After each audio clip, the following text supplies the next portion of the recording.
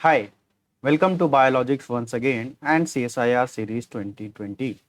तो हम लोग डिस्कस कर रहे हैं इस सीरीज में अभी प्लांट फिजियोलॉजी, राइट। और प्लांट फिजियोलॉजी में the current topic is going on, that is translocation in plants. Okay. और ट्रांसलोकेशन इन प्लांट्स में दो लेक्चर्स ऑलरेडी आ चुके हैं, राइट। तो लेक्चर 1 में we discussed about the some basic concepts like osmotic potential, osmosis, diffusion, water potential, pressure potential, solid potential and all, right. After lecture 1 we discussed in lecture 2 about the translocation of water in plants through xylem pathway. In that lecture we discussed about the symplastic pathway and apoplastic pathway. Got it. उसके बाद आज हम जो lecture 3 है इस translocation in plants का, उसमें हम डिस्कस करेंगे क्या, that is phloem phloem translocation. ठीक है, राइट। तो फ्लोएम ट्रांसलोकेशन आपको मैंने जब इंट्रोडक्शन में दे रहा था ट्रांसलोकेशन का, तो मैंने आपको बताया था कि through phloem the food is translocated across the different parts of the plant, है ना। तो फ्लोएम क्या करता है, ट्रांसलोकेट आपका क्या करता है, फूड करता है। ठीक है। तो स्टार्ट करने से पहले कुछ बेसिक इंफॉर्मेशन फ्लोएम ट्रांसलोकेशन के बारे में आपको पता होनी चाहिए, right. And the first point is that phloem translocation always occur from source to sink। ये चीज आप याद रखना, ठीक है। सोर्स क्या होता है, जहां पे फूड बन रहा है, that is leaves, mesophyll cells of leaves, and sink where the food is required. तो phloem translocation always occur from source to sink. Got it. So this translocation is the translocation phloem translocation shows the source sink relationship। ठीक है, अगर आपके exam में question आता है कि source sink relationship कौन शो करता है, फ्लोएम करता है या जाइलम करता है, तो ये दोनों करते हैं, दोनों में से कोई नहीं करता है, ऐसा कुछ ऑप्शन आता है। तो आपको क्या याद रखना है कि phloem shows the source sink relationship. Okay, right. Now अब थर्ड पॉइंट क्या है, थर्ड पॉइंट आपको ऑलरेडी बता चुका हूं मैं कि phloem is the complex set of tissues. इसमें कई सारे टिश्यूज इन्वॉल्व होते हैं, कई सारी सेल्स इन्वॉल्व होती हैं, जो कि आपकी रिस्पॉन्सिबल होती हैं, responsible for the transport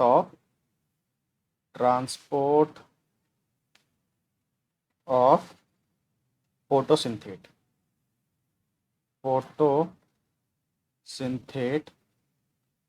from source to sink. Got it. Now अब हम थोड़ा सा आगे बढ़ते हैं और एक डायग्राम की हेल्प से इसका कुछ बेसिक्स से कंसेप्ट हैं उसको समझते हैं, ठीक है ना। उसके बाद हम धीरे धीरे इसकी डिटेल में जाएंगे, ठीक है। तो अभी हम क्या पढ़ रहे हैं, फ्लोएम ट्रांसलोकेशन, है ना। तो आपको मैं यहाँ पे एक डायग्राम बना के दिखाता हूँ, राइट। ये मान लीजिए क्या है, प्लांट है, प्लांट का ये स्टेम है और ये है आपकी लीव्स। ठीक है, ये है आपकी लीव्स। जैसे कि मैंने आपको पिछले वाले लेक्चर में भी बताया था कि if you are getting this lecture slow, अगर आपको लग रहा है कि ये लेक्चर स्लो है, तो आप यूट्यूब के सेटिंग में जाके प्लेबैक का ऑप्शन होता है, वहाँ पे थोड़ा फास्ट करके देख सकते हैं, ठीक है। लेकिन मैं इतना फास्ट नहीं पढ़ा सकता, वरना क्योंकि क्या होगा कि जो लोग फर्स्ट टाइम इसको पढ़ रहे हैं उनको समझने में थोड़ी प्रॉब्लम होगी, इसलिए मैं थोड़ा स्लो जा रहा हूँ, ठीक है। अब यहाँ पे आप थोड़ा ध्यान से देखिए, ये है आपका एक प्लांट, ठीक है। इसको कंप्लीट कर देते हैं। कंप्लीट कब होगा, जब इसके रूट्स बनाएंगे हम, ठीक है। अब यहाँ पे आप ज़रा ध्यान से देखिए कि ये वाला जो पोर्शन है, ये सबसे ऊपर वाला, ये होता है आपका Sam, that is shoot apical meristem, right. And this is your upper leaf, सबसे ऊपर का लीफ है। अभी मैं ये चीज़ें क्यों बता रहा हूँ, ये तो बहुत बेसिक सी चीज़ें हैं, लेकिन अभी आपको समझ में आएगा इसका इंपॉर्टेंस, ठीक है। ये मान लीजिए ये है आपका अपर लिप, और ये दोनों जो हैं आपके, ये दोनों, ये वाला और ये वाला, ठीक है, this one and this one, these are your middle leaf, है ना, बीच की पत्तियां हैं आपके प्लांट की। And these two are your lower leaf. ये चीज़ आपको समझ में आ गई, है ना। तो अब क्या होता है कि जो ऊपर की जो लीफ होती है, सबसे ऊपर की जो लीफ होती है, upper leaf, this these leaves provide food to the same. मतलब यहाँ पे जो भी आपका फूड आइटम बन रहा है, मतलब दाल रोटी जो भी यहाँ पे पक रही है, बन रही है, ये यहाँ से जा रहा है सैम के पास। तो अपर लीफ का काम क्या होता है कि सैम को फूड प्रोवाइड करवाना, शूट एपिकल मेरिस्टम को फूड प्रोवाइड करवाना, ठीक है। उसके बाद जो मिडिल लीफ होती है ना, these two are middle leaves, ये फूड कहाँ प्रोवाइड करवाती है? These middle leaf provide the photosynthate in both the direction. मतलब इनका ये ऊपर भी पहुँचाएंगी और खाना नीचे भी पहुँचाएंगी। ये ऊपर भी देंगी फोटोसिंथेट और नीचे भी पहुँचाएंगी। तो ये मिडल लीफ का काम होता है, ठीक है, राइट। तो यहाँ पे आप लिख लीजिए, provide food to Sam, okay.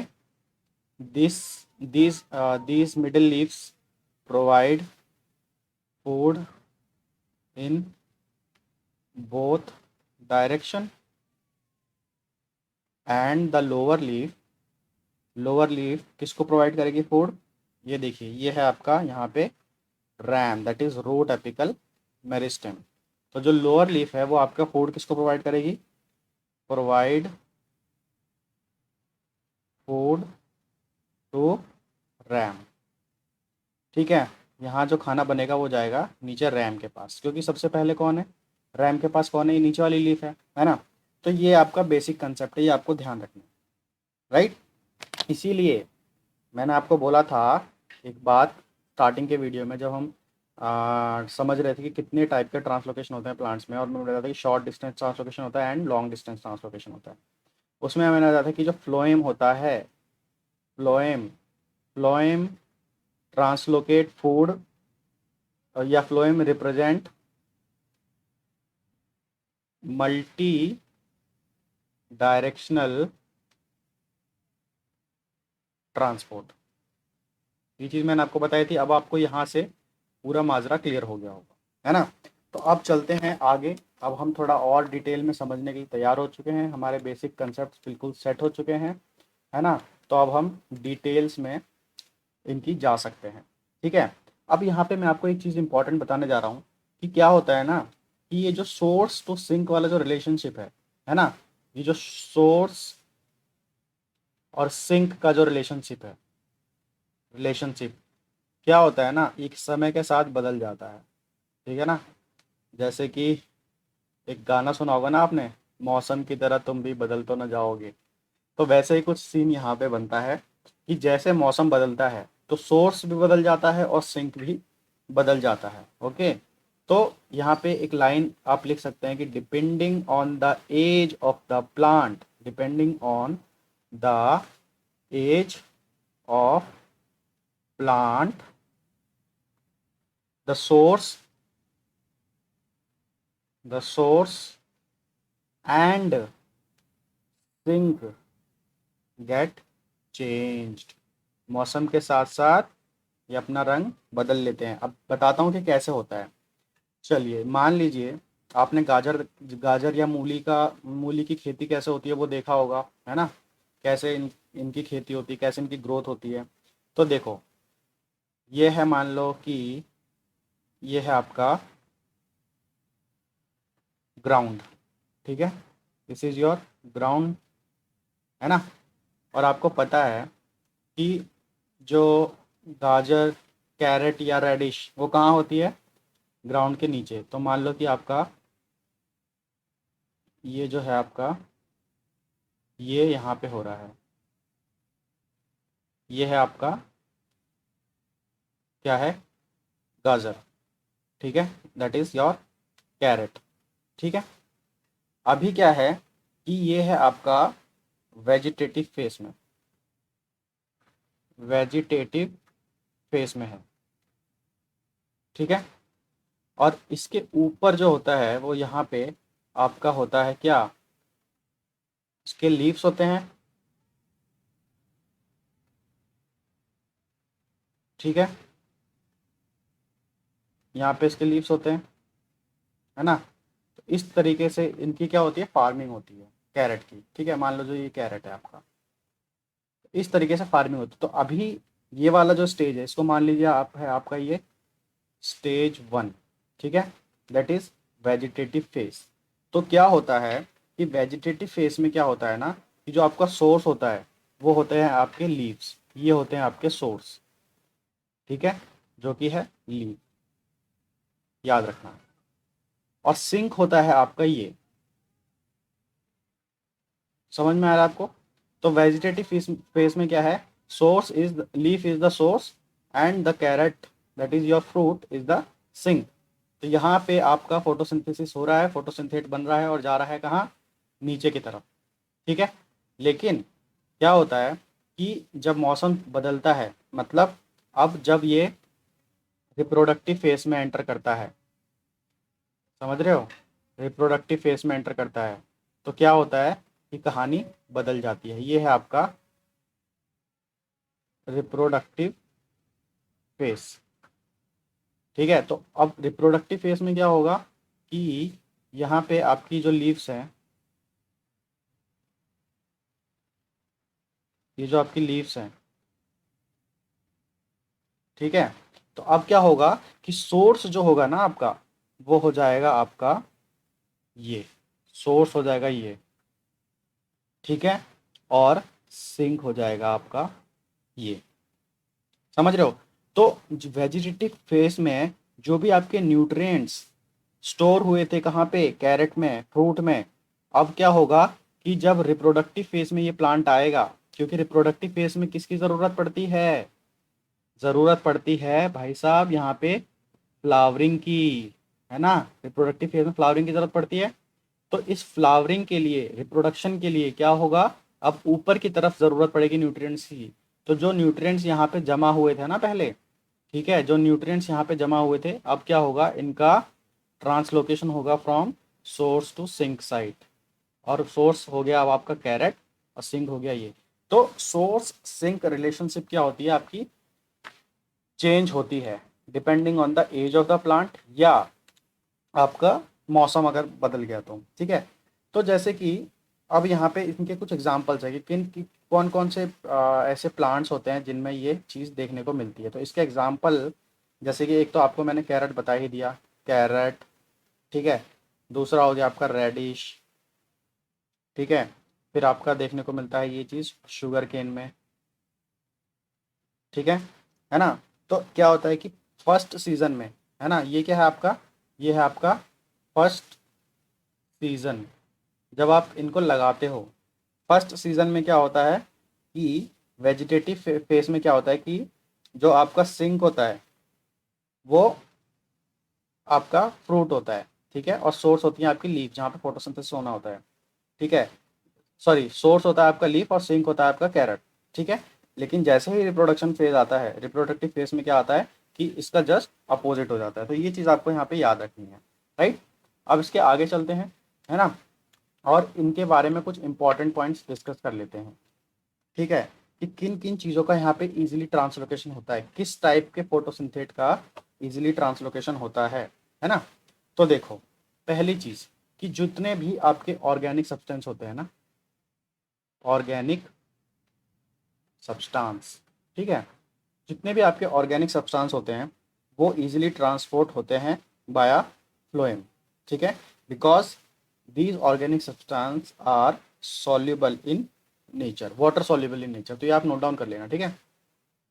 Second क्या होता है कि हाँ, ये तो क्या होते हैं कि ये वाटर सॉल्युबल होते हैं, ठीक है, और ये हाईली स्टेबल होते हैं, ठीक है, और लेस रिएक्टिव होते हैं। तो ये इनकी प्रॉपर्टीज होती है, इसलिए ये फ्लोएम के थ्रू इजीली ट्रांसलोकेट हो सकते हैं। तो ऑर्गेनिक सब्सटेंस इजीली ट्रांसलोकेशन होता है फ्लोएम के थ्रू। दूसरा, यहाँ पे आपने शुगर्स का ट्रांसलोकेशन होता है फ्लोएम के थ्रू, लेकिन आपने पढ़ा होगा कि शुगर्स आपके होते हैं दो तरीके के, एक होते हैं आपके रिड्यूसिंग शुगर, ठीक है, और आपका दूसरा जो होता है वो होता है आपका नॉन रिड्यूसिंग शुगर, ठीक है।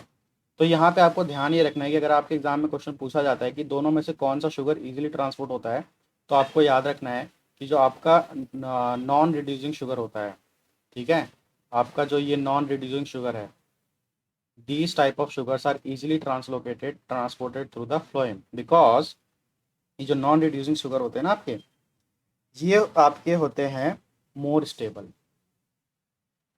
मोर स्टेबल और लेस रिएक्टिव। इसलिए ये फ्लोएम पाथवे के साथ रिएक्ट नहीं करते, स्टेबल रहते हैं, इसलिए इजीली फ्लोएम क्या करता है, इनको ट्रांसलोकेट करता है, ठीक है। लेकिन जो आपके रिड्यूसिंग शुगर होते हैं ना, ये बहुत रिएक्टिव होते हैं, ठीक है। इनका कैरेक्टर ही कैसा होता है, रिड्यूसिंग नेचर होता है ना। तो क्या होता है कि ये हाईली रिएक्टिव इन नेचर होते हैं, हाईली रिएक्टिव इन नेचर, ये चीज़ आपको याद रखनी है, ठीक है। Highly reactive in nature and triggers, ये क्या करते हैं, it triggers oxidative stress in phloem pathway. इसीलिए फ्लोएम इनको अवॉइड करता है, ट्रांसलोकेशन करने से मना कर देते हैं कि भाई हम आपको ट्रांसलोकेट नहीं करेंगे, because you are creating problem, you are creating oxidative stress, you are highly reactive, so that we can not transport you. Okay, किसको, रिड्यूस शुगर को। तो ये चीज़ थी आपके कि कौन किस टाइप के आपके फोटोसिंथेट ट्रांसलोकेट होते हैं। अब चलो, अगर हम फोटोसिंथेट की बात कर ही रहे हैं, तो ये भी जान लेते हैं कि कितने कौन कौन से टाइप के फोटोसिंथेट मेनली प्लांट्स प्रोड्यूस करता है, ठीक है। तो नेक्स्ट जो टॉपिक है वो है हमारा फोटोसिंथेट। थोड़ा सा फोटोसिंथेट के बारे में समझ लेते हैं। फोटोसिंथेट, ठीक है। तो फोटोसिंथेट तो आपको मैंने पहले ही बता ही दिया था कि फोटोसिंथेट क्या होता है आपका, कि photosynthate are the products of photosynthesis and which are transported in the phloem which is synthesized by the leaf mesophyll cell, है ना, synthesized by the leaf mesophyll cell and transported across different parts of the plant through phloem pathway. ये चीज़ आपको समझ में आ गई, फोटोसिंथेट का एक छोटा सा डेफिनेशन। अब यहाँ पे हम जल्दी से डिस्कस कर लेते हैं कि कौन कौन से फोटोसिंथेट होते हैं। तो आपको बताने जा रहा हूं मैं सम एग्जाम्पल्स ऑफ फोटोसिंथेट्स, ठीक है ना। तो उसमें आपको कौन कौन से फोटोसिंथेट होते हैं, देखिए, पहला जो होता है आपका वो होता है कार्बोहाइड्रेट, ठीक है। अब कार्बोहाइड्रेट में कितने टाइप के फोटोसिंथेट आपके प्लांट्स में प्रोड्यूस होते हैं, कौन कौन से टाइप के कार्बोहाइड्रेट बनते हैं। तो आपका मोनोसेक्राइड भी बनता है, डाइसेक्राइड भी बनता है, ट्राइसेक्राइड और पॉलीसेक्राइड भी बनता है। तो उनमें से मैं आपको कुछ दो तीन कार्बोहाइड्रेट्स बता देता हूँ किस किस टाइप के बनते हैं, ठीक है। तो देखो, यहाँ पे मैं आपको बता रहा हूँ कि कितने टाइप के बनते हैं। तो एक तो आपका बनता है, कौन कौन से कार्बोहाइड्रेट है, एक बनता है आपका सुक्रोज, ठीक है। दूसरा आपका बनता है रेफिनोज, राइट।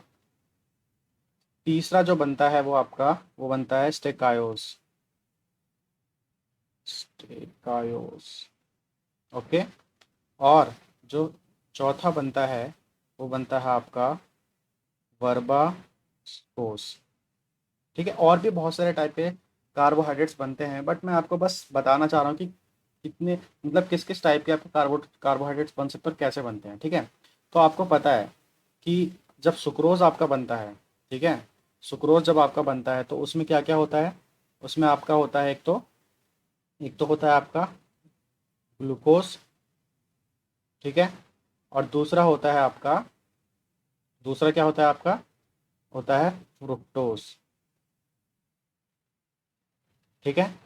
ग्लूकोज और फ्रुक्टोज से मिलके बनता है आपका क्या, सुक्रोज, है ना। तो बना लेते हैं। तो एक होता है आपका ग्लूकोज, ओके, और दूसरा होता है आपका फ्रुक्टोज, ठीक है। तो तो ये होता है आपका डाइसेक्राइड, ठीक है। अगर हम बात करें रेफिनोज की, ठीक है। तो रेफिनोज में क्या होता है कि रेफिनोज में आपका एक होता है ग्लूकोज, ठीक है, दूसरा होता है आपका फ्रुक्टोज, और तीसरा जो होता है ना आपका, वो होता है आपका एक यहाँ पे गैलेक्टोज, एक होता है इसमें गैलेक्टोज। तो इन ये तीनों मिलके आपका बनाते हैं रेफिनोज। तो रेफिनोज क्या हो गया आपका ट्राइसेकेराइड, ठीक है, समझ में आ रही चीज़। अगर आप बात करें स्टेकायोज की, तो स्टेकायोज में क्या होता है, एक होता है आपका ग्लूकोज, ठीक है, उसके बाद दूसरा जो होता है आपका, दूसरा जो होता है आपका, वो होता है आपका फ्रुक्टोज, ठीक है, और यहाँ पे आपके दो होते हैं गैलेक्टोज, दो दो होते हैं गैलेक्टोज। तो ये होता है आपका स्टेकायोस, ठीक है, ये। तो ये हो गया आपका एक तरीके से टेट्रा पॉलीसेकेराइड, है ना। और जो वर्बास्कोस होता है, ये आपका पॉलीसेकेराइड होता है, ठीक है। तो पॉलीसेकेराइड में यहाँ पे क्या होता है कि यहाँ पे एक आपका होता है ग्लूकोज, ओके, और दूसरा जो होता है वो आपका होता है फ्रुक्टोज, ठीक है, और जो यहाँ पे तीन आपके होते हैं गैलेक्टोज। तो इस टाइप के आपके कार्बोहाइड्रेट सिंथेसाइज करता है प्लांट्स। तो पहले टाइप के जो फोटोसिंथेट है वो क्या है आपके कार्बोहाइड्रेट्स, ठीक है। अब इनके बारे में हम आगे भी डिस्कस करेंगे, इसलिए मैंने आपको ये चीज़ें बना के दिखाई, ठीक है। दूसरे जो आपके होते हैं फोटोसिंथेट, वो होते हैं आपके, दूसरे फोटोसिंथेट जो होते हैं वो होते हैं आपके शुगर एल्कोहल्स, शुगर एल्कोहल, ठीक है। और इनके एग्जाम्पल आप लिख सकते हैं, जैसे कि एक तो हो गया आपका सॉर्बिटोल, और दूसरा हो गया आपका मैनीटोल, ठीक है, सॉर्बिटोल एंड मैनीटोल। उसके बाद जो third type of photosynthate synthate plants produce, वो कौन सा है, वो है आपका नाइट्रोजनस कंपाउंड्स, ठीक है। तो तीसरा जो है आपका फोटोसिंथेट वो है नाइट्रोजनस कंपाउंड्स, ठीक है। अब वो नाइट्रोजनस कंपाउंड्स के एग्जांपल आप याद कर रखिए, उनको आप एमाइड भी बोल सकते हो, और वो हैं आपके ग्लूटामिन एंड एस्पराजीन। तो ये भी फोटोसिंथेट्स आपके प्लांट प्रोड्यूस करते हैं। फोर्थ जो है वो है आपकी यूराइड्स, ठीक है। यूराइड्स के एग्जांपल आप लिख सकते हैं, जैसे कि हो गया आपका सिट्रुलिन, सिट्रुलिन, ओके, और एक होता है आपका एलेंटोइक एसिड। तो ये आपके यूराइड्स होते हैं, ये भी फोटो एज ए फोटोसिंथेट प्लांट्स में प्रोड्यूस किए जाते हैं, ठीक है। तो ये चीज़ आपको याद रखनी है। और एग्जाम में कभी कभी एक क्वेश्चन ये पूछ लिया जाता है कि अगर आपको पता करना हो फोटोसिंथेट का ट्रांसलोकेशन, तो कैसे पता कर सकते हो, कि मतलब फोटोसिंथेसिस का ट्रांसलोकेशन आपको विजिबली देखना हो, ठीक है। तो आप कैसे कर सकते हो, आप क्या करोगे कि वहाँ पे एक रेडियो लेवल कंपाउंड यूज़ करोगे, लाइक आप करोगे वहाँ पे यूज़ 14CO2। तो ये heavy isotope of carbon dioxide है, मतलब यहाँ पे जो कार्बन है वो हैवी आइसोटोप है, दैट इज 14C, है ना। तो आप इस ये क्या होता है आपका रेडियो लेबल होता है, रेडियो लेबल्ड कंपाउंड, ठीक है। तो आप कार्बन को यहाँ पे रेडियो लेबल कर दो, और आपको पता है कि ये जितने भी आपके फोटोसिंथेट है सब में कार्बन होता ही है, तो सब में क्या होगा, कार्बन आपका रेडियो लेबल हो जाएगा, और फिर क्या होगा, आप आइडेंटिफिकेशन कर सकते हो ट्रांसलोकेशन इन फोटोसिंथेसिस। तो ये चीज़ आपको याद रखनी है कि आप वहाँ पे 14CO2 मतलब हैवी आइसोटोप ऑफ कार्बन का यूज़ करेंगे, ठीक है। अब चलते हैं थोड़ा सा आगे, और यहाँ पे हम डिस्कस करेंगे कि ट्रांसलोकेशन, फ्लोएम ट्रांसलोकेशन जो होता है उसमें कौन कौन सी चीज़ें इन्वॉल्व होती है, कौन कौन से सेल्स इन्वॉल्व होती हैं, ठीक है। उससे पहले आपको एक और भी चीज़ बता दूँ, एक बार एग्ज़ाम में क्वेश्चन आया था कि जो फ्लोएम फीडर्स होते हैं, फ्लोएम फीडर्स उनको क्या बोलते हैं। तो ये भी आप समझ लीजिए, क्या पता एग्ज़ाम में क्वेश्चन आ जाए कहीं कभी। फ्लोएम फीडर्स, उनको बोलते हो आप एफाइड्स। ये जो होते हैं ना एफाइड्स, ये होते हैं आपके फ्लोएम फीडिंग इंसेक्ट्स। ठीक है, इनको बोलते हैं एफाइड्स। ये होते हैं आपके फ्लोएम फीडिंग इंसेक्ट्स, इनको एफाइड्स बोलते हैं। ठीक है, राइट। तो और इनको जो फ्लोएम फीडर्स जो होते हैं ना, इन इन एफाइड्स को नेचुरल सिरिंज भी बोल सकते हो आप। इनका एक नाम और टर्मिनोलॉजी दिया हुआ है इनको, नेचुरल सिरिंजेस। ठीक है, नेचुरल सिरिंजेस। ओके, और इन ऐसा इनको इसलिए बोला जाता है कि इनके माउथ में ना, in their mouth have their mouth have 4 stylet. Stylets के थ्रू ही ये फ्लोएम को सक करते हैं, फ्लोएम सैप को सक करते हैं। ठीक है, तो स्टाइलेट्स क्या होते हैं? These stylets these stylets these stylets play important role in sucking the phloem sap। तो ये चीज़ आपको याद रखनी है। ठीक है, छोटा सा एक कंसेप्ट है जो आपको याद रखना है। इसके बाद अब हम आगे चलते हैं और डिस्कशन स्टार्ट करते हैं अपना कि फ्लोएम ट्रांसलोकेशन में कौन कौन से सेल्स, कौन कौन से टिश्यूज इन्वॉल्व होते हैं। ठीक है, तो अब आपको यहाँ पे ध्यान से समझनी है चीज़ें। देखिए, तो फ्लोएम ट्रांसलोकेशन, ठीक है, फ्लोएम ट्रांसलोकेशन, इसमें आपके मेनली 4 चीज़ें इन्वॉल्व होती हैं।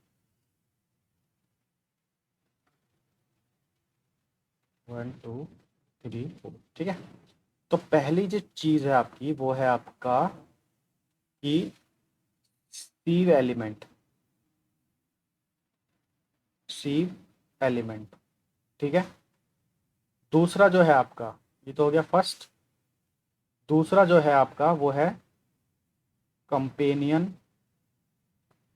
सेल्स। ठीक है, थर्ड जो है आपका वो होता है आपका parenchyma, and fourth and the last one is your fibre. ठीक है, तो ये जो अब स्टार्ट करते हैं एक एक करके, यहाँ पे एक छोटा छोटा सा इंट्रोडक्शन चारों के बारे में देते हैं, फिर डिटेल में डिस्कस करेंगे एक एक करके। ठीक है, तो यहाँ पे आप नोट डाउन कर लीजिए, मैं इतना ज़्यादा लिखूंगा नहीं, है ना, क्योंकि टाइम का वेस्ट होता है। तो ये जो सीव एलिमेंट्स होते हैं, these sieve elements, actually these sieve elements are the cells of phloem. ठीक है, cells of phloem that conducts sugar and other materials throughout the plant, है ना। तो ये सीव एलिमेंट्स क्या है? सेल्स हैं जो कंडक्ट करते हैं शुगर और other photosynthesis through out the plant, right. और जो दूसरा होता है आपका कंपेनियन सेल्स, तो इनका नाम से ही आपको पता चल जाना चाहिए कि कंपेनियन इनको क्यों बोलते हैं। कंपेनियन का मतलब होता है साथी। ठीक है, तो ये किसके साथी होते हैं? ये साथी होते हैं आपके सीव एलिमेंट्स के। ठीक है, तो जहां जहां आपके सीव एलिमेंट्स होंगे, मतलब ये सीव एलिमेंट्स क्या एक तरीके के सेल्स हैं। तो मान लो ये आपका सीव एलिमेंट वाला सेल है ना, ये है आपका सीव एलिमेंट वाला सेल। उसी के साथ में, जस्ट साथ में प्रेजेंट होता है आपका कंपेनियन सेल। यहाँ पे ये आपका एक और यहाँ पे प्रेजेंट होगा साथ में, ये होगा आपका कंपेनियन सेल। तो इसीलिए इसको कंपेनियन सेल्स बोला जाता है। ये सीव एलिमेंट के साथ ही प्रेजेंट होते हैं और ये इनकी मदद करते हैं फूड के ट्रांसलोकेशन में। वो अभी हम पढ़ेंगे कैसे। ठीक है, तो आपको इनकी टर्मिनोलॉजी समझ में आ गई, है ना। अब जो तीसरा जो पैरेन्काइमा होता है, ये parenchyma are use to store and release food molecules, इनका इतना काम होता है। ठीक है, और जो फाइबर होता है, मैंने आपको पहले ही बताया था जाइलम पाथवे में कि fibres are use for the protection and strengthening of tissue. तो ये एक इनका छोटा सा इंट्रोडक्शन हो गया।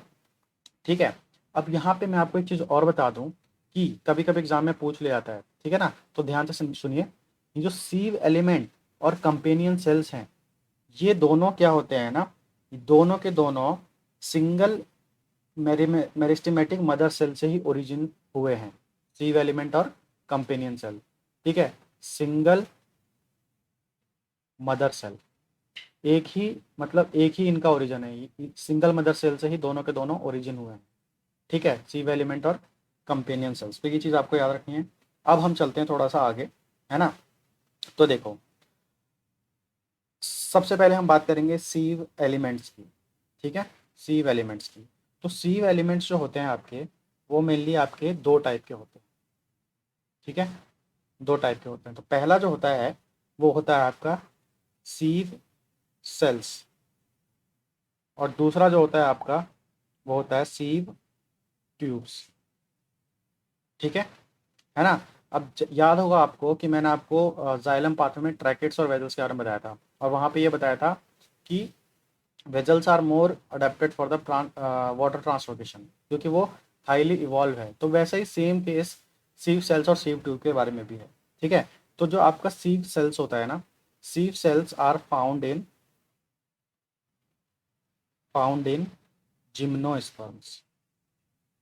और आपको पता है कि gymnosperms are the less evolve plant compare to angiosperm. और ये जो सीव ट्यूब्स होते हैं, they are found in angiosperms, sieve tubes. Sieve tubes are highly evolve and they are more specialised for the translocation. ठीक है, तो ये जो है सीव सेल्स जो हैं, ये आपके लेस स्पेशलाइज्ड हैं, है ना। और ये जो है आपके, ये मोर स्पेशलाइज्ड है किसके लिए, फूड ट्रांसलोकेशन के लिए। तो ये चीज़ आपको यहाँ पे याद रखनी है, राइट। समझ में आ गया। तो एंजियोस्पर्म में आपके सीव ट्यूब्स प्रेजेंट होते हैं, और जिम्नोस्पर्म में आपके सीव सेल्स प्रेजेंट होते हैं। Sieve tubes are more evolve, highly evolve, and therefore they are more specialised for the translocation of food. ठीक है, तो यहाँ तक आपको समझ में आ गया होगा, राइट। अब चलते हैं थोड़ा सा आगे, है ना, और स्टार्ट करते हैं थोड़ा सा आगे क्या क्या डिस्कशन है देखते हैं। तो ये देखो, ये जो आपका सीव ट्यूब है, मैंने आपको बताया the sieve tubes are the highly specialised and found in the angiosperm, and relatively the sieve cells that are found in the gymnosperms are less specialized, right। अब यहाँ पे बात आती है कि सीव सेल्स और सीव ट्यूब्स ये हैं तो सेल्स की तरह ही, मतलब ये सेल्स की तरह ही हैं, सीव ट्यूब्स और सीव सेल्स।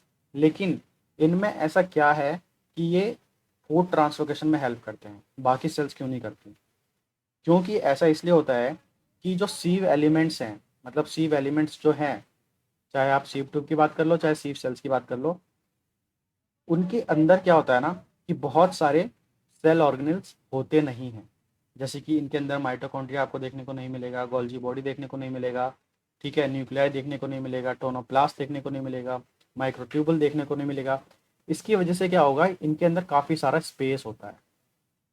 कौन से सेल्स के अंदर, सीव सेल्स और सीव ट्यूब्स के अंदर काफ़ी सारा अंदर स्पेस होता है, जिसकी वजह से क्या होता है, ये इजिली फूड ट्रांसलोकेट कर सकते हैं as compare to other normal cells. ठीक है, तो आप इसके आगे आपको ये चीज़ ध्यान रखनी है कि ऐसा ऐसा क्या होता है सीव एलिमेंट्स में या सीव एलिमेंट सेल्स में, जैसे कि सीव ट्यूब्स या सीव सेल्स में, जिसकी वजह से ये हाईली ट्रांसलोकेशन मतलब ट्रांसलोकेशन इन प्लांट्स में इन्वॉल्व होते हैं। ठीक है, because these sieve elements, सीव element जब मैं बोल रहा हूँ तो इसमें सीव ट्यूब्स और सीव सेल्स दोनों ही आ रहे हैं। ठीक है, sieve elements lack many cell organelles. ठीक है, जैसे कि आपका टोनोप्लास्ट। ठीक है, टोनोप्लास्ट क्या होता है, वैक्यूल का मेम्ब्रेन होता है। ठीक है, दूसरा हो गया आपका न्यूक्लियाई, तीसरा हो गया आपका माइक्रो फिलामेंट्स, है ना, एंड माइक्रोट्यूब्यूल्स। ओके, फोर्थ जो हो गया वो हो गया आपका गोल्जी बॉडी। ओके, और फिफ्थ जो हो गया वो हो गया आपका राइबोसोम्स। तो ये सारी चीज़ें मेनली क्या होती है, इन सीव एलिमेंट्स के जो सेल्स होते हैं, सीव ट्यूब्स और सीव सेल्स, इनमें नहीं होते, जिसकी वजह से क्या होता है, इनके अंदर काफ़ी सारा स्पेस होता है, और मतलब और फिर क्या होता है, उसी की हेल्प, उसी की वजह से जो फूड का ट्रांसलोकेशन होता है वो इन सेल्स के थ्रू इजीली हो सकता है। ठीक है, यहाँ तक आपको समझ में आया। अब यहाँ पे हम एक छोटा सा डिफरेंस समझ लेते हैं किसके बीच में, जो आपके एग्जाम के लिए इंपॉर्टेंट है। डिफरेंस बिटवीन सीव एलिमेंट्स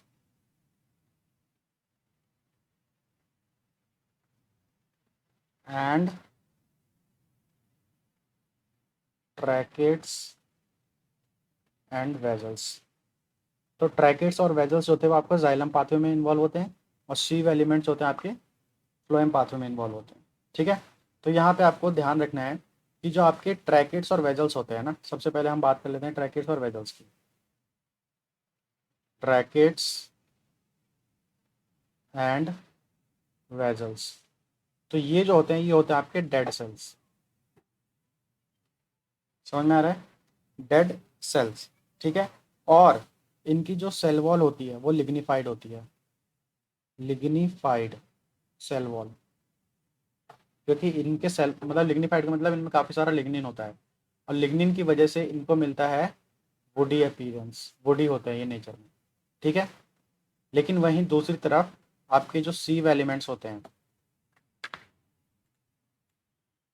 आपके जो सीव एलिमेंट्स होते हैं, ठीक है, सीव एलिमेंट्स, ये क्या होते हैं कि ये नॉन लिग्निफाइड होते हैं। ठीक है, नॉन, इनके इनकी जो सेल वॉल होती है वो नॉन लिग्निफाइड होती है, non lignified component.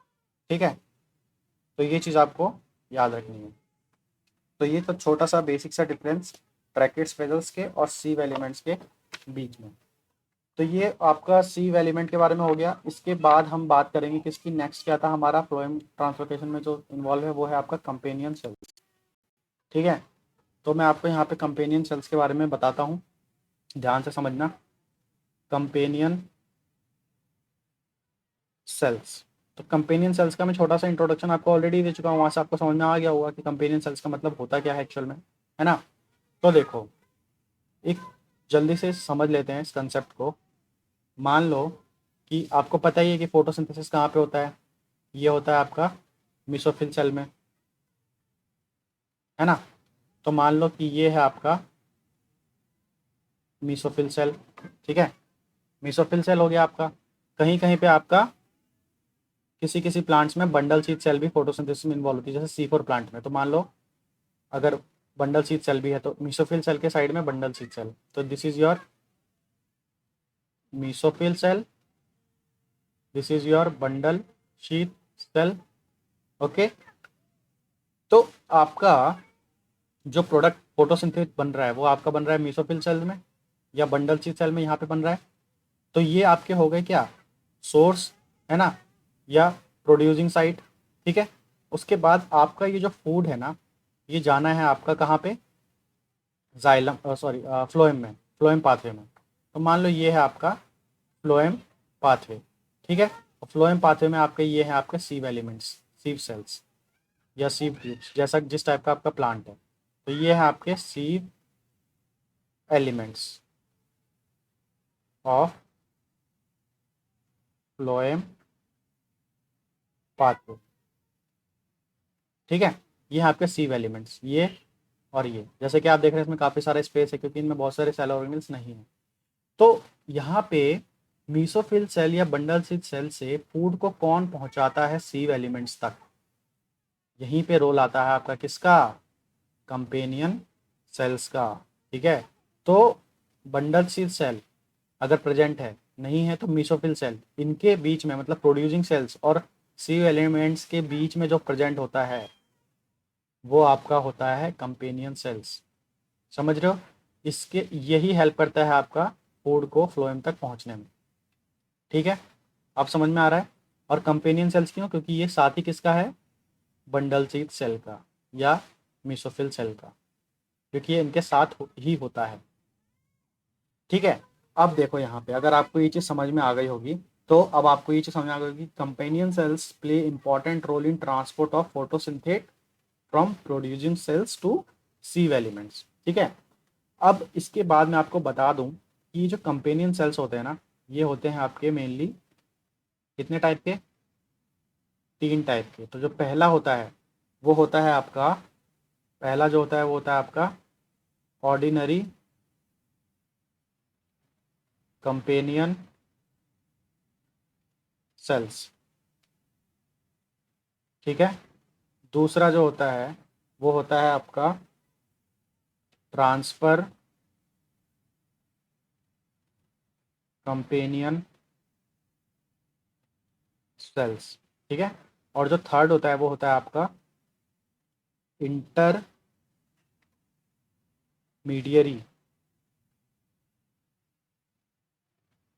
Companion cells. ठीक है, अब यहाँ पे आपको ध्यान रखना है क्या, कि आपको मैंने जाइलम पाथवे जब पढ़ाया था तो वहाँ पे मैंने आपको 2 टाइप के पाथवे पढ़ाए थे, एपोप्लास्टिक पाथवे और सिम्प्लास्टिक पाथवे। तो आपको उसका कंसेप्ट समझ में आ गया, यहाँ पे और अच्छे से क्लियर हो जाएगा। ठीक है, तो यहाँ पे क्या होता है कि जो आपके ऑर्डिनरी और ट्रांसफर कंपेनियन सेल्स हैं, ये आपके जो ट्रांसपोर्ट करते हैं फूड को, ये कौन से पाथवे के थ्रू करते हैं, ये फॉलो करते हैं आपके ये दोनों ऑर्डिनरी कंपेनियन सेल्स और ट्रांसफर कंपेनियन सेल्स, ये फॉलो करते हैं आपका apoplastic mode, apoplastic mode of food translocation. ये चीज़ आपको याद रखनी है, एग्जाम के लिए इंपॉर्टेंट है काफी। ठीक है, और जो आपका इंटरमीडियरी कंपेनियन सेल्स है, ये आपका फॉलो करता है symplastic mode of food translocation. समझ में आ रही है चीज़, अभी और अच्छे समझ आएगी जब हम इसको डायग्राम की हेल्प से समझेंगे।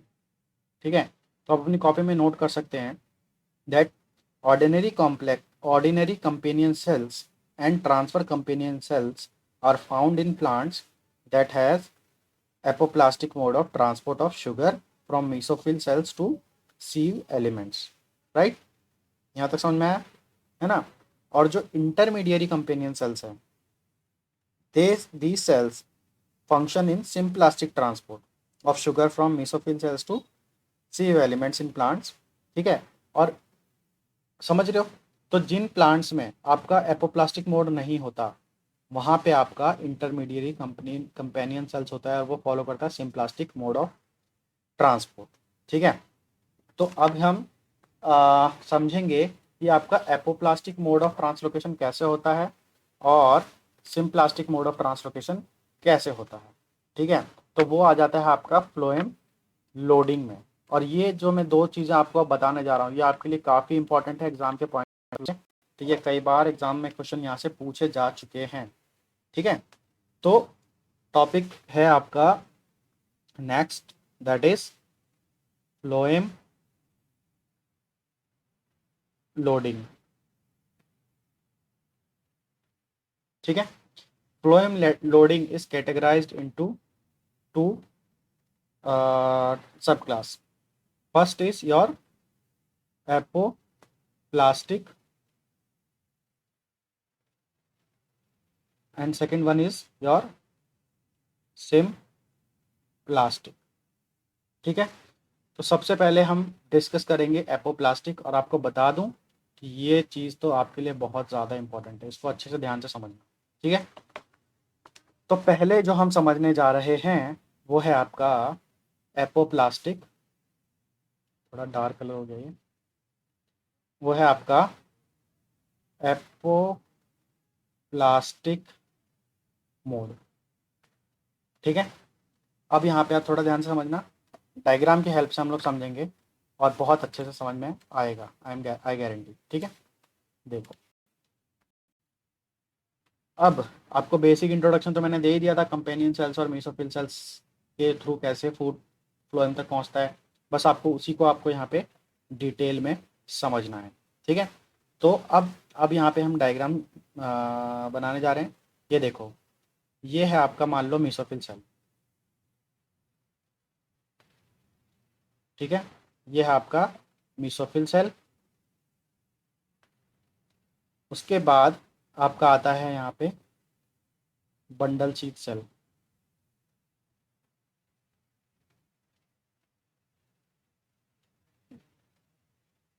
ठीक है, तो ये है आपका this one first, this is your mesophyll cell, okay, and these are your bundle sheath cells। ठीक है, राइट। और अब यहाँ पे है आपका यहाँ पे है आपका, मान लो ये है आपका इस तरफ, दिस इज योर फ्लोएम। ठीक है, और फ्लोएम में क्या होता है, आपके सीव एलिमेंट्स होते हैं, मतलब सीव सेल्स या सीव ट्यूब्स, है ना। तो ये आपके सीव सेल्स या सीव ट्यूब्स हैं, जिस टाइप का प्लांट है उस टाइप का आप सोच लीजिए। ठीक है, तो ये हो गया आपका फ्लोएम, है ना। और फूड को कहाँ से कहाँ पहुँचना है, मीसोफिल सेल से आपका पहुँचना है फ्लोएम में। तो इनके बीच में जो होता है वो आपका क्या होता है, वो होता है आपका कंपेनियन सेल्स। ठीक है, तो ये है आपका कंपेनियन सेल्स। ठीक है, अब यहाँ पे आपको देखना है क्या, ये है कैसा मोड, एपोप्लास्टिक मोड। तो आपको बता दूं कि ये जो आप पूरा पोर्शन देख रहे हैं, ये वाला जो आप पूरा पोर्शन देख रहे हैं, ब्लैंक मतलब स्पेस देख रहे हैं ना आप, कंपेनियन सेल और बंडल शीथ सेल के बीच में, ये है आपका एपोप्लास्टिक स्पेस, एपोप्लास्टिक स्पेस। ठीक है ना। और इन दोनों सेल्स के बीच में यहाँ पे कोई भी प्लाज्मोडेस्मेटल कनेक्शन नहीं है, जो कि अभी मैं आपको सिंप्लास्टिक मोड में बताऊंगा, फिर आपको क्लियर हो जाएगा। तो इनके बीच में कोई भी कनेक्शन नहीं है। और एक है आपका blank space, that is apoplastic space. ये चीज़ आपको समझ में आ गई। अब यहाँ पे समझते हैं कि कैसे ट्रांसलोकेशन होता है। ठीक है, अब मैं आपको बता दूं, देखो आपका जो फोटोसिंथेट बन रहा है वो बन रहा है आपका कहाँ पे भाई, यहाँ पे बन रहा है। मान लो ये आपका डाइसेक्राइड है। ठीक है, यहाँ से इसका ट्रांसलोकेशन हुआ बंडल शीथ सेल में, इधर आया, और यहाँ से आपका आया ये इधर। ठीक है, मान लो शुगर मॉलिक्यूल्स हैं, जैसे कि आपका हो गया सुक्रोज। ठीक है, ये शुगर मॉलिक्यूल्स हैं। अब क्या होता है कि शुगर मॉलिक्यूल्स जो होते हैं वो आपके इजीली एपोप्लास्टिक स्पेस में डिफ्यूज हो जाते हैं। ठीक है, इजीली हो जाते हैं डिफ्यूज, राइट। और अब इनको जाना है किधर, आपका कंपेनियन सेल्स में। लेकिन कैसे जाएंगे वो मैं आपको बताता हूँ। देखो क्या होता है कि आपके कंपेनियन सेल्स के जो कंपेनियन सेल का जो मेम्ब्रेन होता है, वहाँ पे आपका प्रेजेंट होता है एक वी टाइप पंप। ये है आपका एक V type pump, V type pump. ठीक है, इस वी टाइप पंप का काम क्या होता है, इसका काम होता है कि हाइड्रोजन आयंस को यानी प्रोटॉन्स को एक्सपोर्ट करना, कहाँ से, अंदर से बाहर की तरफ, मतलब कंपेनियन सेल्स के अंदर की तरफ से एपोप्लास्टिक स्पेस में आपका ट्रांसपोर्ट करना हाइड्रोजन आयंस का, प्रोटॉन्स का। ठीक है, समझ रहे हो इस चीज़ को। और यहाँ पे जब ये इसको ट्रांसपोर्ट करता है, ठीक है, तो यूटिलाइज करता है एटीपी। बिना एटीपी के ये इसको ट्रांसपोर्ट नहीं कर सकता। तो यहाँ पे आपको एक चीज़ और यहाँ इंपॉर्टेंट है, पॉइंट आ गया है कि एपोप्लास्टिक मोड में आपका एटीपी की हेल्प चाहिए होती है अगर आपका शुगर का ट्रांसलोकेशन होना है। ठीक है, अभी हुआ नहीं है, वो पता चल जाएगा कैसे होगा। यहाँ तक अब आपको समझ में आ गया है कि वी टाइप पंप क्या करता है, हाइड्रोजन आयंस को कंपेनियन सेल से ट्रांसलोकेट करता है, ट्रांसपोर्ट करता है एपोप्लास्टिक स्पेस में with the help of V type pump. ठीक है, अब क्या होगा कि यहाँ पे आपका कंपेनियन सेल के मेम्ब्रेन में ही एक होता है आपका सिम्पोटर। ठीक है, एक होता है आपका सिम्पोटर, ये हो गया आपका क्या, सिम्पोटर। अब ये क्या करता है कि बाहर क्या होता है, बहुत सारे प्रोटॉन जमा हो गए, तो ये यहाँ पे आपका हो जाता है प्रोटॉन्स का कॉन्सेंट्रेशन हाई, हाई कॉन्सेंट्रेशन, और इधर हो गया आपका लो। ठीक है। तो क्या होता है कि जब कॉन्सेंट्रेशन ग्रेडियंट डेवलप होता है तो क्या करता है, सारे के सारे प्रोटॉन्स को ये वापस अंदर लाना शुरू कर देता है। और जब ऐसा हो रहा होता है तो उसके साथ साथ ये क्या करता है, सुक्रोज को भी ले आता है कहाँ, अंदर। तो इस तरीके से क्या होता है, सुक्रोज पहुंच जाता है कंपेनियन सेल्स में, है ना, और फिर कंपेनियन सेल्स इसको ट्रांसपोर्ट कर देती है फ्लोएम। तो इस तरीके से आपका यहाँ पे apoplastic space, apoplastic mode of translocation होता है किसका, आपका सुक्रोज का। ठीक है। तो sucrose is easily diffuse from mesophyll cells to the apoplastic space, right. This sucrose is uptake by companion cells through the hydrogen sucrose symporter, है ना। तो ये चीज़ आपको समझ में आ गई। अब यहाँ पे आपको एक चीज़ और ध्यान रखनी है, और वो क्या है कि जो प्रोटॉन्स का ट्रांसपोर्ट हो रहा है यहाँ पे, देख रहे हो, ये जो प्रोटॉन्स है यहाँ पे हाई कॉन्सेंट्रेशन है, हाई कॉन्सेंट्रेशन से लो कॉन्सेंट्रेशन की तरफ ट्रांसपोर्ट हो रहा है विद द हेल्प ऑफ सिम्पोर्टर, है ना। यहाँ पे जो प्रोटॉन का ट्रांसपोर्ट हो रहा है, protons are transported from high concentration to low concentration, है ना। तो ये जो है प्रोसेस आपका होता है थर्मोडायनेमिकली फेवरेबल, राइट, समझ रहे हो। लेकिन इसके साथ साथ जो आपका सुक्रोज ट्रांसपोर्ट हो रहा है, इसके साथ साथ जो आपका सुक्रोज ट्रांसपोर्ट है वो है आपका लो लो कॉन्सेंट्रेशन से, मतलब इसके अंदर तो बहुत सारे सुक्रोज जमा होते रहेंगे, मतलब, है ना। जब बार बार यहाँ से ट्रांसपोर्ट होता रहेगा तो एक टाइम के बाद क्या होगा कि कंपेनियन सेल्स में काफ़ी सारे सुक्रोज हो जाएंगे, तो बाहर हो जाएंगे बाहर हो जाएगा आपका लो कॉन्सेंट्रेशन, और अंदर हो जाएगा सुक्रोज का हाई कॉन्सेंट्रेशन। तो सुक्रोज का जो ट्रांसपोर्ट होता है, sucrose are transported from low to high concentration gradient. ठीक है। तो ये वाला जो ट्रांसपोर्ट होता है वो होता है आपका थर्मोडायनेमिकली अनफेवरेबल। ये चीज़ आपको यहाँ पे याद रखनी है, ठीक है ना। और एक चीज़ और, लास्ट पॉइंट क्या है, ये जो आपका हाइड्रोजन सुक्रोज सिम्पोर्टर है, हाइड्रोजन सुक्रोज सिम्पोर्टर, ये आपका बिलोंग किसको करता है, सेकेंडरी एक्टिव ट्रांसपोर्ट फैमिली को। ये चीज़ आप नोट कर लेना, सेकेंडरी एक्टिव ट्रांसपोर्ट फैमिली। ठीक है। तो ये था आपका किसके बारे में, एपोप्लास्टिक मोड ऑफ ट्रांसलोकेशन। ठीक है। और एपोप्लास्टिक मोड ऑफ ट्रांसलोकेशन में आपको पता है कि यहाँ पे हाइड्रोलिसिस ऑफ एटीपी होता है, मतलब एटीपी की ज़रूरत पड़ती है इस टाइप के ट्रांसलोकेशन में। ठीक है। अब हम चलते हैं कहाँ पे, सिम्प्लास्टिक मोड ऑफ ट्रांसलोकेशन में। ठीक है। Symplastic,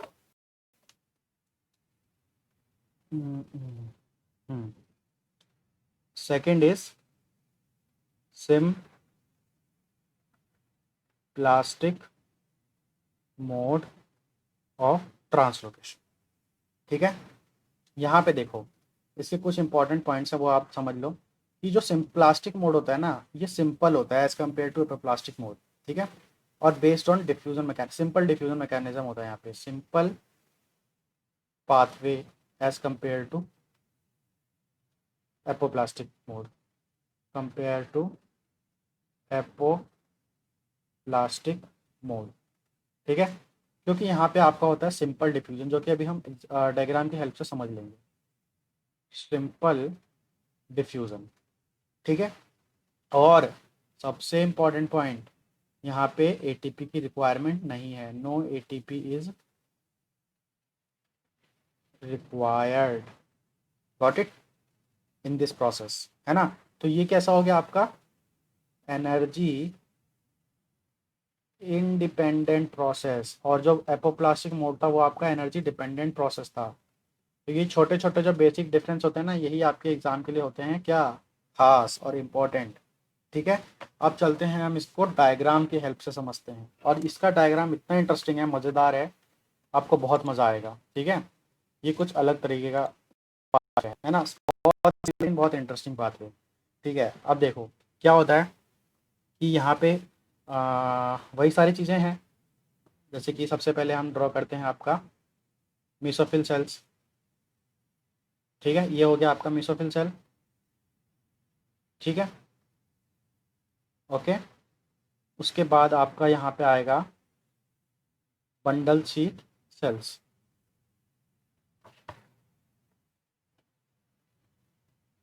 bundle sheath cell.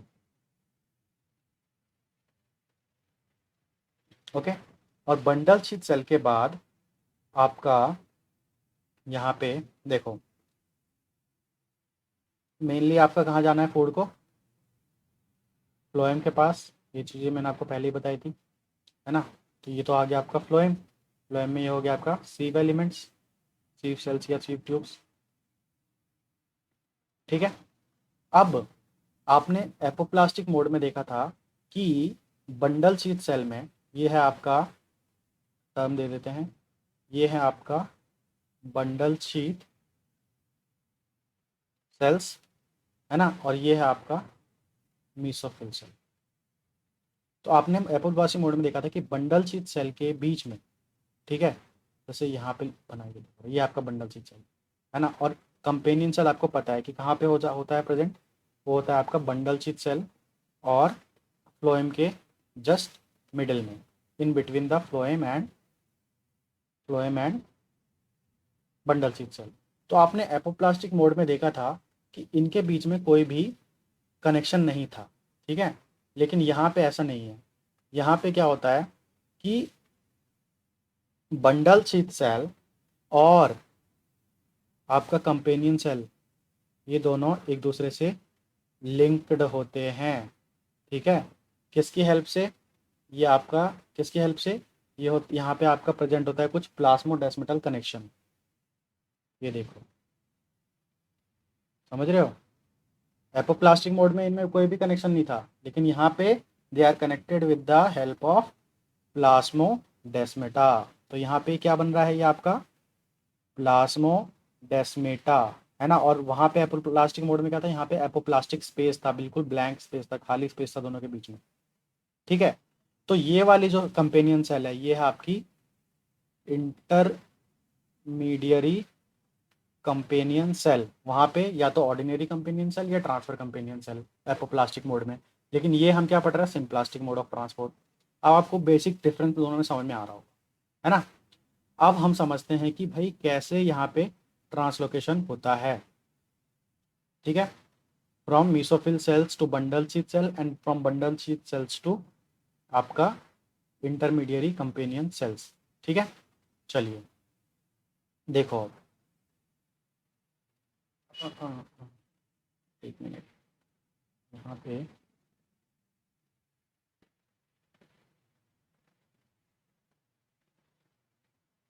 हम्म, ठीक है।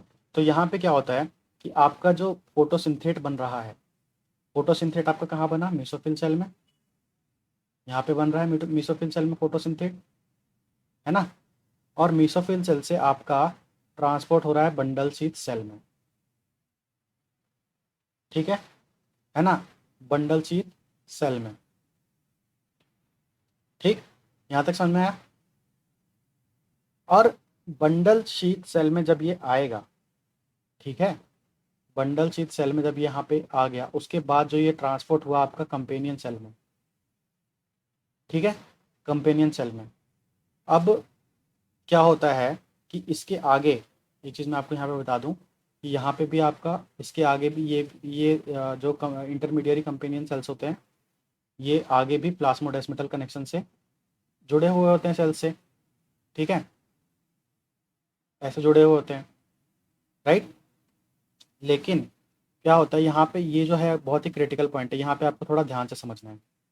यहाँ पे क्या होता है कि आगे के जो कनेक्शन होते हैं ना, आगे का जो प्लाज्मोडेस्मेटल कनेक्शन होता है, जो प्लाज्मोडेस्मेटा होता है वो होता है, उसका जो साइज होता है वो थोड़ा बड़ा होता है।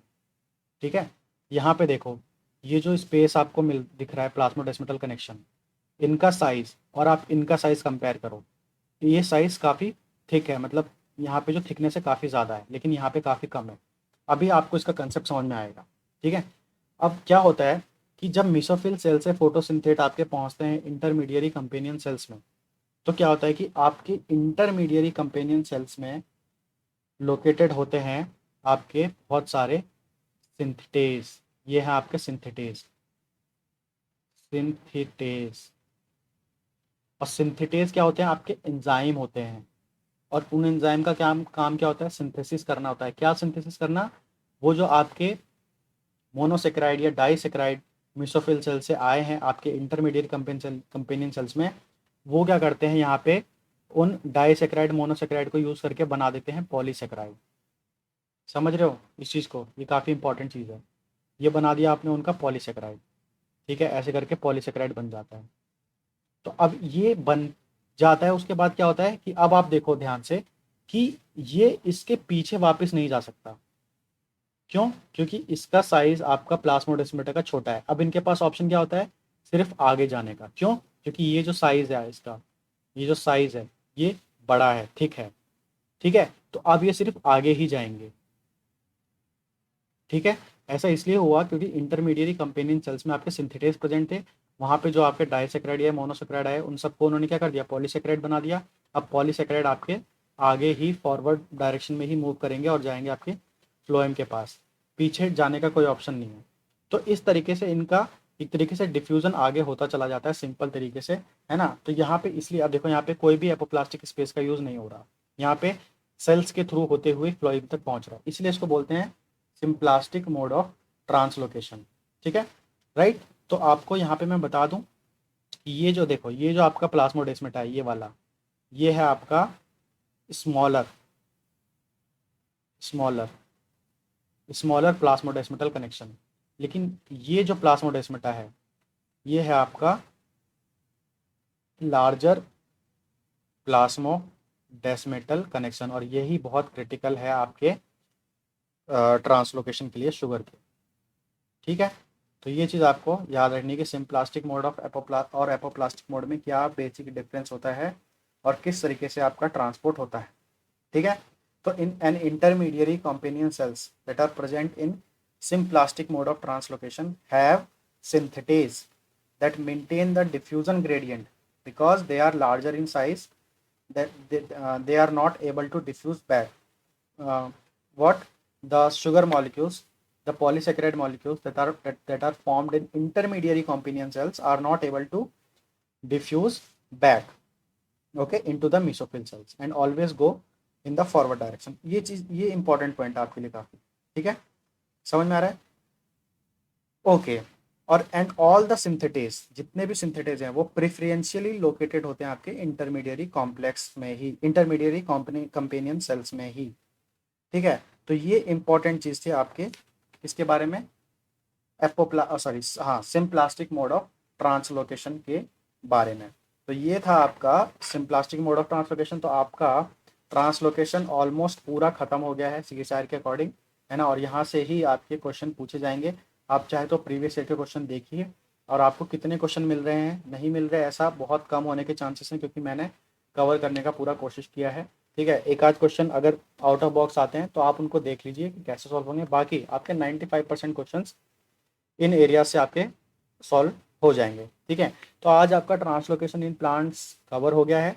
इसके बाद हम नेक्स्ट 2-3 टॉपिक और बच रहे हैं प्लांट फिजियोलॉजी के, वो जल्दी से कवर करेंगे। फिर स्टार्ट करेंगे आपका मॉलिक्यूलर बायोलॉजी, जिसका बहुत सारे एस्पायरेंट्स डिमांड कर रहे हैं, और मैं भी बहुत एक्साइटेड हूँ मॉलिक्यूलर बायोलॉजी के लिए, क्योंकि वो मेरा बहुत ही फेवरेट सब्जेक्ट है। ठीक है, plant physiology was not my subject, ये मेरा एरिया नहीं है, मेरा बैकग्राउंड नहीं है।